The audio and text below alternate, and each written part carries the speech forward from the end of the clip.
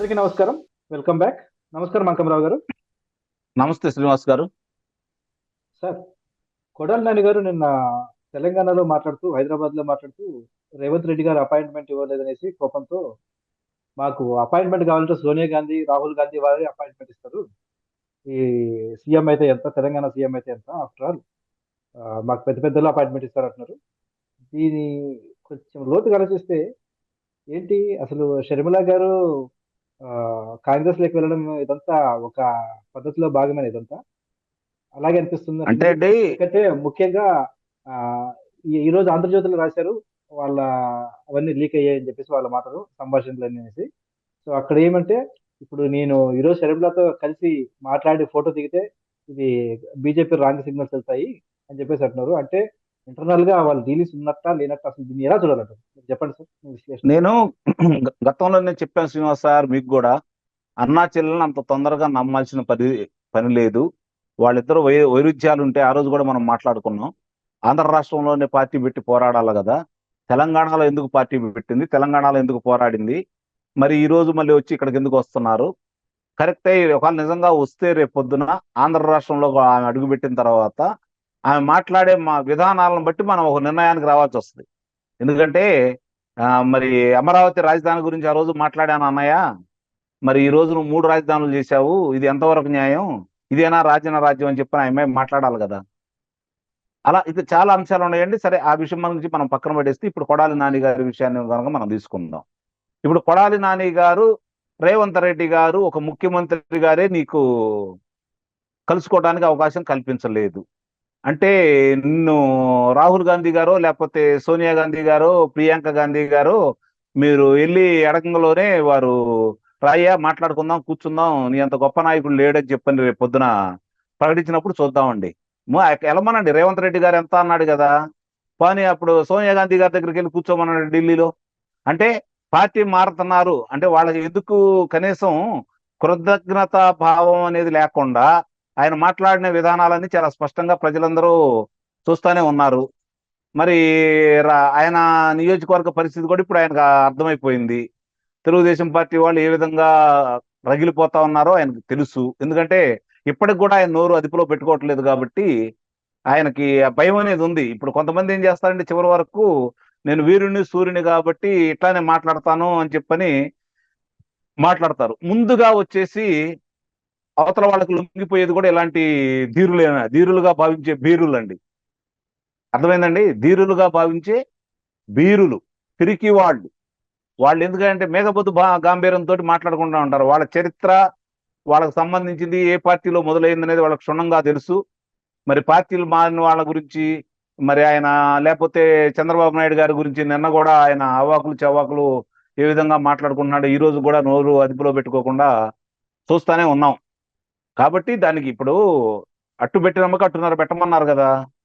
మరి ఆయన చేసిన దానికి, ఆయన మాట్లాడిన దానికి రేపు పొద్దున తిరిగి తెలుగుదేశం పార్టీ అధికారంలోకి వస్తే ఈ వీళ్ళ అధినాయకుల్లాగా కక్ష సాధింపు చర్యలు కాకుండా రాష్ట్ర ప్రయోజనాలను దృష్టిలో పెట్టుకొని వాళ్ళ యొక్క అభివృద్ధికి ఏ విధంగా కావాలో ఆ విధంగా ముందుకెళ్ళటమే కాకుండా కొంతమంది చీడ పురుగులు ఉన్నారు, రాష్ట్రానికి పట్టిన చీడ పురుగులు, వాళ్ళని ఎలా లేకుండా చేయాలనే విధంగా కూడా తెలుగుదేశం పార్టీ వాళ్ళు ముందుకెళ్తారు. లోకేష్ బాబు గారు ఎర్ర పుస్తకం అనేది ఊరక రాయట్లేదు. ఆయన అందరి జాతకాలు దాంట్లో ఉన్నాయి. అధికారులు ఉన్నారు, శాసనసభ్యులు ఉన్నారు, మంత్రులు ఉన్నారు, లోక్సభ సభ్యులు ఉన్నారు, అలాగే ఇప్పుడు ముఖ్యమంత్రి గారు ఉన్నారు. మరి చాలా మంది దాంట్లో అధికారులు అందరూ కూడా ఉన్నారు. కాబట్టి ఇప్పటికే మీకు కూడా తెలుస్తా ఉంది, 16 మంది ఐఏఎస్ వాళ్ళు కావచ్చు, ఐపీఎస్ వాళ్ళు కావచ్చు, ఆంధ్ర రాష్ట్రాన్ని వదిలిపెట్టి తిరిగి వారి వారి యొక్క స్వస్థలాలకో లేకపోతే కేంద్రానికో వెళ్ళడానికి ప్రయత్నాలు జరుగుతూ ఉన్నాయి. ఇప్పుడున్నటువంటి చాలా సంస్థలకి అధిపతులు కూడా ఆ ప్రయత్నం చేస్తున్నారు. అది మీకు కూడా తెలుసు. మొన్నటిదాకా ఎన్ని బయటకు వచ్చేసినాయి. మరి ఎన్ని చూసుకున్న తర్వాత మేకపోతు గాంభీర్యం ప్రకటిస్తే ఎట్లా ఉంటది అనేది కొడాలి నాని గారిని చూస్తే మనకి చాలా స్పష్టంగా అర్థమైపోతా ఉంది. ఇప్పుడు రేపు అది చేస్తాం, ఇది చేస్తాం, జగన్మోహన్ రెడ్డి గారు తలుచుకుంటే నువ్వెంత, నీ బాబు ఎంత అని మాట్లాడుతున్నాడు కదా. అంటే రేపు అధికారం మళ్ళీ వస్తారా? మరి ఇప్పుడు ఉన్న అధికారం ఉన్నప్పుడు మీరు ఏం బిగుతున్నారు అని చెప్పని వాళ్ళు ప్రశ్నిస్తున్నారు. మన అన్నాడు కదా అదే మాట, ఏం బిగుతారు మీరు, ఇప్పుడు ఏం బిగుతున్నారు అని అన్నాడు కదా. అంటే అలాంటి మాటలు మనం మాట్లాడకూడదు అనుకోండి. చాలా స్పష్టంగా మన అర్థమవుతుంది కదా. మరి అదేదో చేసేదేదో వాళ్ళు చేసుకోవచ్చు కదా. వాళ్ళు లోకేష్ గారి మీద లేదా చంద్రబాబు నాయుడు గారి మీద తెలుగుదేశం పార్టీ మీద తెలుగుదేశం పార్టీ వాళ్ళు చేసినటువంటి దోపిడీలు ఏదన్నా ఉన్నాయంటే 4.5 సంవత్సరాల్లో మీరు ఎవరైనా సరే ఒక్కరిని ఆ రోజు అచ్చెన్నాయుడు గారిని తీసుకున్నారు, కోన రవికుమార్ గారిని తీసుకున్నారు శ్రీకాకుళం జిల్లాలో. విజయనగరం జిల్లాకు వచ్చేసరికి అశోక్ గజపతిరాజు గారిని ఏ విధంగా ఇబ్బందులు పెట్టారో మీకు తెలుసు. న్యాయస్థానాలు బొట్టికాయలు వేస్తే కానీ మీకు బుద్ధి రాలేదు. విశాఖపట్నం వచ్చేసరికి పల్లా శ్రీనివాసరావు గారు కావచ్చు, వెలగపూడి ఆ, మన రామకృష్ణ గారు కావచ్చు, ఆ పశ్చిమ గోదావరి జిల్లాకు వచ్చేసరికి చింతమనేని ప్రభాకర్ రావు గారు కావచ్చు, కృష్ణా జిల్లాకు వచ్చేసరికి దేవినేని ఉమా గారు కావచ్చు, పట్టాభి గారు కావచ్చు, కొల్లు రవీంద్ర గారు కావచ్చు, గుంటూరు జిల్లాకు వచ్చేసరికి మన ఇతను ధూళిపాడ నరేంద్ర కుమార్ గారు డైరీని అమూలుకి అప్పచెప్పడం కోసం మరి పాడి ఆవు లాంటి రైతులకు పాడి ఆవు లాంటి సంఘం డైరీని కూల్చేయాలని, ఆయన ఏదో అక్రమాలు చేశాడని అన్యాయాలు చేశాడని చెప్పని విశ్వ ప్రయత్నం మీరు చేస్తానే ఉన్నారు. ఒక ప్రకాశం జిల్లాకే పెద్దగా నాయకులకు ఇబ్బందులు జరగలేదండి. అలాగే నెల్లూరు జిల్లాకు వచ్చేసరికి సోమిరెడ్డి చంద్రమోహన్ రెడ్డి గారు, ఇక ఒక జిల్లా కాదండి, అనంతపురం చూసుకుంటామంటే జేసీ ప్రభాకర్ రెడ్డి గారు పరిటాల కుటుంబం మీద ఒకటేంటండి చూసుకుంటా కొన్ని వందలు వేలు కనపడతా ఉన్నాయి ఈ ప్రభుత్వం వచ్చిన తర్వాత. ఏవైనా సరే మీరు ఒక్క నాయకుడు ఇందుట్లో చెప్పిన వాళ్ళలో ఒక్క నాయకుడు అవినీతి చేశాడని కానీ అక్రమాలు చేశాడని కానీ ప్రభుత్వ పరంగా ఫలాన్ని చేశాడని కానీ ఇప్పటి వరకు వేరే నిరూపించారా? రేపు పొద్దున ఇంతకంటే మీరు చేసేది ఏంది? చెప్పుకోవడానికే కదా. ఒకసారి చెప్పారు, ఒక్కసారి అవకాశం అన్నాడు మీ అధినాయకుడు, ప్రజలు నమ్మారు. 30 సంవత్సరాలు అన్నాడు, 3వ సంవత్సరమే అర్థమైపోయింది కరోనా రాకపోయినట్టయితే ఈ పాటికి ప్రభుత్వం ఉండేదే కాదు. అది కూడా చెబుతున్నాను నేను గట్టిగా. మీకు కరోనా అనేది వచ్చేసి మిమ్మల్ని కాపాడుకుంటా వచ్చింది ఇప్పుడు దాకా. ఎందుకంటే ఆ నిబంధనలతోటి ప్రజాక్షేత్రంలో ప్రజానాయకులు వచ్చేసి వాళ్ళు మాట్లాడే విధంగా లేకుండా మీకు అవకాశం కలగజేశారు కాబట్టి మీరు ఎన్ని పొరపాట్లు చేస్తున్నా కూడా ఏమీ చేయడానికి అవకాశం లేకుండా పోయింది. ఈ రోజు ఆ పరిస్థితి పూర్తిగా మారిపోయింది. శ్రీనివాస్ గారు వెంట వెంట వెంట పడి ఆడవాళ్ళు ఏ విధంగా తరుముతున్నారో, ఇంటికి వచ్చిన వాళ్ళకి వాళ్ళు అది చేసాం ఇది చేసాం చెప్పుకుంటా ఉంటే మురుక్కాలాలు బాగు చేయని వాళ్ళు మీరు ఏం చేశారయ్యా, లేకపోతే మాకు ఇళ్ల స్థలాలు ఎందుకు ఇవ్వలేదయ్యా, మా పథకాలు ఎందుకు రద్దు చేశారయ్యా, మా పిల్లల భవిష్యత్తు ఏందయ్యా అని చెప్పిన ఆడవాళ్ళు అడుగుతా ఉంటే వీళ్ళకి సమాధానం లేదండి. ఈ రోజు మీరు ఒకసారి గమనించండి శ్రీనివాసరావు గారు, చంద్రబాబు నాయుడు గారు తిరుగుతున్నా, లోకేష్ బాబు గారు తిరుగుతున్నా, పవన్ కళ్యాణ్ గారు ప్రజాక్షేత్రంలో తిరుగుతున్నా, ముఖ్యంగా పెద్దపేట వేసి భుజానేసుకొని ముందుకు నడిపిస్తుంది యువత, మహిళ, రైతు. ఇది బాగా అర్థం చేసుకోండి. వాళ్ళ కడుపు రగిలిపోయి ఉంది. వాళ్ళ ముగ్గురు తిరగబడిన తర్వాత ఇంతవరకు ప్రపంచవ్యాప్తంగా ఏ ప్రభుత్వాలు కూడా మనుగడ సాగించలా. ఇప్పుడు వాళ్లే భుజానేసుకున్నారు. వాళ్లే మిమ్మల్ని కనీసం మళ్ళీ తిరిగి ఇప్పుడు సహజంగా ఎట్లా ఉంటుందంటే అండి, మనం వెళ్ళేటప్పుడు తెలియకుండా ఏదన్నా గోతులో పడతాం, పక్కాడు చెయ్యి ఇచ్చి పైకి తీసుకొస్తాడు. గోతులో పడితే మాత్రమే. ఓ రకంగా చెరువులు ఏదైనా పడ్డారనుకోండి ఎవరో ఒకటి చూసి బయటికి తీసుకొస్తారు. నడి సముద్రంలో పడ్డారనుకోండి ఆనవాళ్ళు కూడా తెలియదు. ఇవాళ ఇలా పరిస్థితి నడు సముద్రంలో నావలాగుంది ఇలా పరిస్థితి వైఎస్ఆర్సీపీ పార్టీ వాళ్ళకి సంబంధించి.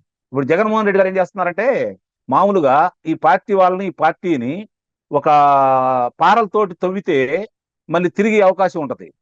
ప్రొక్లైనర్లు పెట్టేసి ఒక 100 అడుగులు గొయ్యి తీసేసి వీళ్ళందరూ లోనేసి పైన కప్పేస్తున్నాడండి. నాతో పాటు వీళ్ళు కూడా ఎవరు కనపడకూడదు అని చెప్పని. ఇప్పుడు ఆ పార్టీ పరిస్థితి అట్లా ఉంది.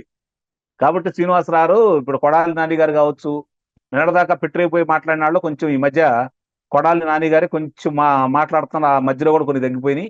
మళ్ళీ తిరిగి మంత్రులు ఏమైపోయారు, మంత్రులు ఎందుకు మాట్లాడట్లేదు? అలాగే రోజా గారు ఒకళ్ళు మాట్లాడుతూ ఉన్నారు. పరిస్థితి వాళ్ళకి క్షుణ్ణంగా అర్థమైపోయిందండి. ఇప్పుడు వాళ్ళు ఏందంటే మేఘపోతు గాంభీర్యాలు. ఒకటి చెబుతున్నాను గుర్తుపెట్టుకోండి, 2024 సారస్వత ఎన్నికలు ఫలితాలు ప్రకటించే సమయానికి ఈ 175 మంది ఇప్పుడు ఉన్నటువంటి శాసనసభ్యుల్లో 151 మంది వైఎస్ఆర్సీపీ పార్టీ వాళ్ళకు ఉన్నారు. ఒక 10 మంది తప్ప ఎన్నికల ఫలితాల కాడ ఎవ్వరూ ఉండరండి. వాళ్ళు విదేశాల్లోనూ ఇతర రాష్ట్రాల్లోనూ ఉండేసి ఫలితాలు వాళ్ళకు గనక ప్రతికూలంగా వస్తే ఈ రాష్ట్రంలో అడుగు పెట్టరండి. అది మాత్రం రాసి పెట్టుకోండి. మీరు నిస్సందేహంగా చెబుతున్నాను. వాళ్ళు ఏ కాడికి ఎక్కడ ఉన్నారో కూడా తెలియని ప్రదేశాల్లో వాళ్ళు వెళ్ళిపోతారండి. కానీ ఎర్ర పుస్తకం పట్టుకొని తిరుగుతున్నటువంటి లోకేష్ బాబు వాళ్ళు ఎక్కడున్నా కూడా వాళ్ళని తీసుకొచ్చేసి వాళ్ళ యొక్క తప్పులు నిరూపించేసేసి ప్రజాక్షేత్రంలో ఎవరు ఏం చేశారు, ఈ రాష్ట్రానికి ఎవరి వల్ల అన్యాయం జరిగిపోయింది, ఎవరి వల్ల పలానా సాడ దాడులు జరిగినాయి, ఎవరి వల్ల ఆ కార్యకర్తలు చనిపోయారు, వాళ్ళందరినీ శిక్షిస్తాడని చెప్పని నేను భావిస్తున్నానండి. ఎందుకంటే లోకేష్ అనే వ్యక్తి ఈ రోజు ఒక శక్తి. అతని గురించి మర్చిపోయారు వీళ్ళు. తెలుసు నిజంగా ఏంటంటే వైఎస్ఆర్సీపీ పార్టీ వాళ్ళకే ముందుగా లోకేష్ యొక్క శక్తియుక్తుల గురించి క్షుణ్ణంగా తెలుసు. అందుకనే అతన్నే మొట్టమొదటి నుంచి కూడా దృష్టిలో పెట్టుకొని అతన్ని వ్యక్తిత్వ హననం చేసుకుంటూ వచ్చారు. కుటుంబాలని అతన్ని అలా చేసుకుంటా వస్తే వాళ్ళ నాన్నగారిని నిర్బంధం చేస్తే రాజకీయాలకు దూరంగా ఉంటాడేమో, మనకి భవిష్యత్తులో అడ్డం రాకుండా ఉంటాడని చెప్పి భావించారు. కానీ అతను వీటన్నిటికీ అతీతుడండి. నాయుడు గారు అబ్బాయి నాయకుడు అయ్యాడు. ఈ రోజు తెలుగుదేశం పార్టీకి ఒక దిక్సూచి కూడా మారాడు. కాబట్టి మరో 30 సంవత్సరాలకు తెలుగుదేశం పార్టీని ముందుకు నడిపే నాయకుడు లోకేష్ బాబు గారు అని చెప్పి నేను భావిస్తున్నాను. కాబట్టి వీళ్ళందరినీ కూడా ఎక్కడెక్కడ వాళ్ళందరూ కూడా వాళ్ళకి ఏ విధంగా ఎలా వాతలు పెట్టాలో అతనికి క్షుణ్ణంగా తెలుసండి. నిస్సందేహంగా ఇవన్నీ జరుగుతాయని, ఆంధ్ర రాష్ట్రానికి మళ్ళీ భవిష్యత్తు ఉంటుందని, మీలాంటి వారి వాళ్ళ శ్రమ, మీరు పడే శ్రమ, మీరు చేస్తున్నటువంటి కృషి అభినందనీయం. మీలాంటి వారి మీరు ప్రసారం చేసే వాస్తవాలు కూడా ప్రజలందరికీ అర్థమైపోతా ఉన్నాయి. కాబట్టి మీ అందరి కళలు, మా కళలు అన్ని 2024లో సాకారం అవుతాయని చెప్పి నేను భావిస్తున్నాను. ధన్యవాదాలు సార్, మీ స్పందన తెలియజేసినందుకు. చూద్దాం సార్, మీరు ధన్యవాదాలు. చెప్పినట్టు అందరూ ఎస్పెషల్లీ ఇలా అధికారం ఉంది కదా అని చెప్పేసి రెచ్చిపోయిన ప్రతి ఒక్క నాయకుడు, ప్రతి ఒక్క అధికారి వాళ్ళ పీచు మనకేలా బుద్ధి చెప్తారు లోకేష్ గారు అని చెప్పేసి ఆశిద్దామండి. ధన్యవాదాలు.